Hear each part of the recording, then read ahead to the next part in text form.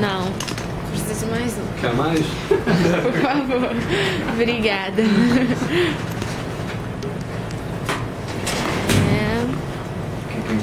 Deu andamento? Checa o andamento pra mim. Já sei. Ah, sim. Pra ver se já saiu alguma decisão ou não. Agora foi? Foi. Você é filha da Adriane, né? Sou. Puxa, que ótimo. Sua mãe é um barato, cara. Sou uma fã dela. Então, a gente está fazendo um trabalho, a gente está na Faculdade Nacional de Direito, a gente está fazendo um trabalho de sociologia e a gente queria fazer uma investigação sociológica do defensor, da defensoria, no caso. Aí eu vou fazer algumas perguntas. Ah, ótimo. Fica à vontade aí. Primeiro, pedir para você se apresentar, dizendo o nome, há quanto tempo você está na defensoria e a sua opinião particular sobre a profissão. Beleza. Meu nome é André da Silva Ordegi, eu sou defensor público federal. Entrei na defensoria no primeiro concurso da defensoria, que foi no ano de 2001. O concurso tomei posse em 2002. Tá? Então, esse ano estou fazendo 10 anos de defensoria federal. E inicialmente eu era titular de um ofício que era de direito civil e previdenciário, era tudo junto, era um ofício geral, só não fazia criminal. Posteriormente se especializou só em civil e posteriormente eu mudei para um ofício, do qual hoje eu sou titular desde 2006, que é o de Direitos Humanos e Tutela Coletiva. Opinião pessoal sobre a profissão? Sim. Sou muito feliz onde eu estou, né, como defensor público. Na verdade era um sonho que eu tinha já na época de estudante de Direito na faculdade. Para vocês terem uma ideia, depois que a gente se forma, a gente faz concurso para tudo.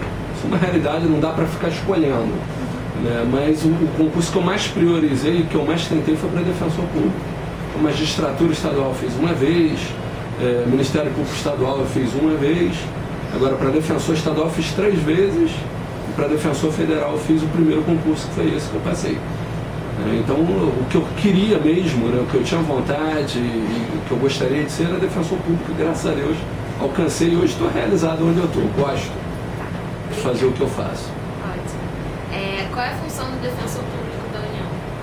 Bom, o defensor público da União, ele integra, né, é um cargo, defensor público federal, que integra uma instituição chamada Defensoria Pública da União. E o defensor público federal ele tem várias atribuições, né?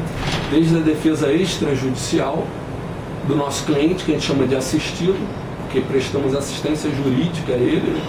E a Constituição garante assistência jurídica integral e gratuita.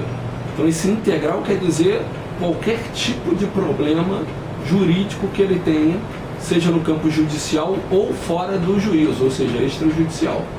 Então, essa assistência jurídica integral e gratuita, para ela ser ampla, a Constituição da República resolveu criar 2 instituições para isso, que é a Defensoria Pública da União, que atua em nível federal, e a Defensoria Pública dos Estados e do Distrito Federal, que atuam, como o nome já diz, nos estados e no Distrito Federal. Então, as funções do Defensor Público Federal é atuar em todos os problemas que tenham a ver com algum ente público federal ou atuar em qualquer justiça federal especializada. E aí temos a Justiça Militar Federal, a Justiça Federal Comum, a Justiça do Trabalho, está entre as atribuições do Defensor Federal, e a Justiça Eleitoral. Todas essas justiças são justiças federais especializadas e incumbe aí ao Defensor Público Federal estar atuando. Num plano mais prático, numa linguagem assim mais voltada para o foco do assistido, que é o nosso público-alvo, a gente vai ter uma atuação no campo da execução fiscal, ações indenizatórias contra algum ente público federal, sistema financeiro de habitação, causas previdenciárias, causas criminais que tramitem na Justiça Criminal Federal, né? E assim por diante. Enfim, tem um leque bastante amplo, considerando que a grande parte da população brasileira, eu diria aí que na ordem de 90% da população brasileira, não é estatutária, ou seja, não é composta de funcionalismo público. Ou seja, você vê que 90% da população é regido pela CLT, né? E a CLT, os problemas dela derivados são resolvidos na Justiça do Trabalho, que é uma área de atuação nossa, e é resolvido também, se ele é vinculado à CLT, obviamente ele é vinculado também ao regime geral da Previdência Social. Então, via de regra, se existe uma causa trabalhista, vai existir uma causa previdenciária. Tá? Então, eles têm uma atuação também muito forte por conta disso na Justiça Federal em várias previdenciárias. A outra pergunta é: como você enxerga a sua relação com os demais atores sociais do tribunal? Por exemplo, o juiz, sempre tem aquela história de que o juiz não existe uma hierarquia no tribunal, o juiz não é superior aos demais, a defensora, a promotora, o réu. Mas algumas pessoas relatam que há uma certa superioridade por parte do juiz, aí tipo essa pergunta. No campo formal, teórico, em princípio não haveria qualquer relação de subordinação. Cada um desempenha uma função. O Ministério Público desempenha a função dele, que é ou de acusação criminal, na justiça criminal, ou no campo civil de fiscal da lei, que é o custos legis, né? Intervindo naquelas hipóteses onde o Código de Processo Civil determina, quando há incapaz, interesse de menor envolvido, ou dentre uma série de outras hipóteses que o Código de Processo Civil elenca. Então, o Ministério Público ele vai atuar também na área civil dentro do campo da tutela coletiva. Então, essas funções do Ministério Público. Do juiz, obviamente, prestar a jurisdição, declarar o direito. E do advogado e da Defensoria Pública está defendendo, via de regra, os interesses dos seus clientes e dos seus assistidos. O defensor público, no caso, ele tem também uma outra atribuição, além da defesa do assistido, né? Seja em qualquer seara, civil ou criminal, né? Mas ele tem também, a Defensoria Pública passa a contar também com a tutela coletiva. Então, a mesma atribuição que o Ministério Público tem de atuar na tutela coletiva, a Defensoria Pública passa a ter também, né? De acordo com os diplomas legais. Primeiro, o Código de Defesa do Consumidor em 90, outorga essa possibilidade da Defensoria, né? Nas questões de consumidor. A jurisprudência veio dilatando esse conceito e permitindo a atuação coletiva da Defensoria Pública, mesmo fora do Código de Defesa do Consumidor. E, mais recentemente, a Lei 11.448 de 2007 deixa bem claro, agora no direito positivado, né, a possibilidade da Defensoria Pública atuar em qualquer ramo, atuar na defensoria, atuar na tutela coletiva, né, independentemente de ser matéria do consumidor ou não. Isso fica bem claro com a Lei 11.448. Então, cada um tem suas funções bem definidas, ou pelas leis ou pela Constituição. Tá? Mas é claro que sempre existe, né,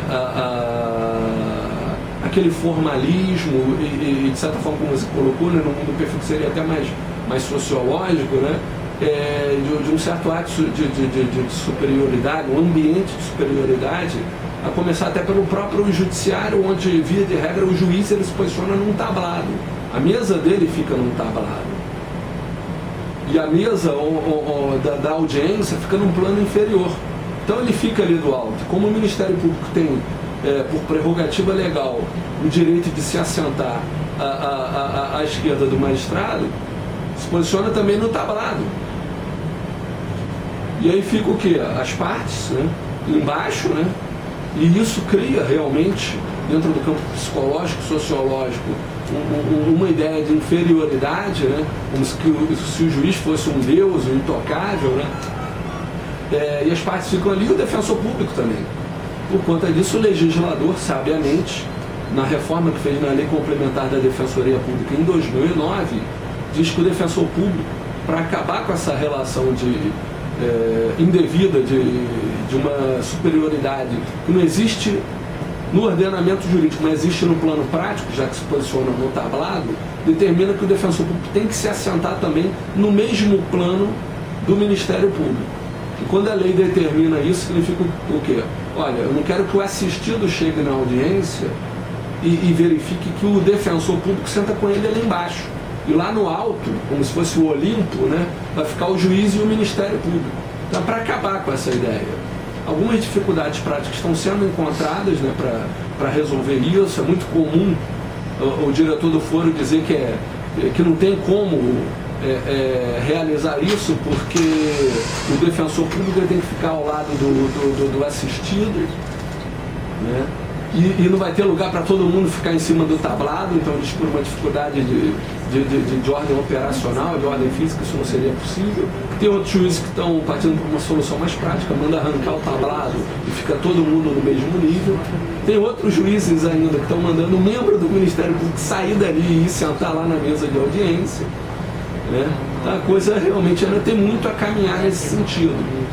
Tá? Mas eu acho que dentro desse plano sociológico, eu acho que a principal ideia... Eu não consigo passar aqui sem tem como parar aqui? Desculpa. Grande mestre, tudo bem? Tudo bem? Legal, E aí, Marcília? Tudo bem? Claro. Tem como parar aqui? Tem? Tá rolando aí? Fica à vontade. A gente corta. Como é que ficou?